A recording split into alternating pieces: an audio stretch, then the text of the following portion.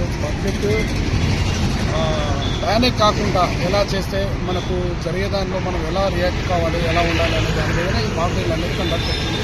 Emergency siren వచ్చినప్పుడు లైట్లు of చేయడం కానీ, విండోస్ డోర్స్ క్లోజ్ చేసుకొని అంత ప్యానిక్ కాకుండా మంచి చూసుకోవడానికి ఈ ముందు అవేర్నెస్గా ప్రకటించింది.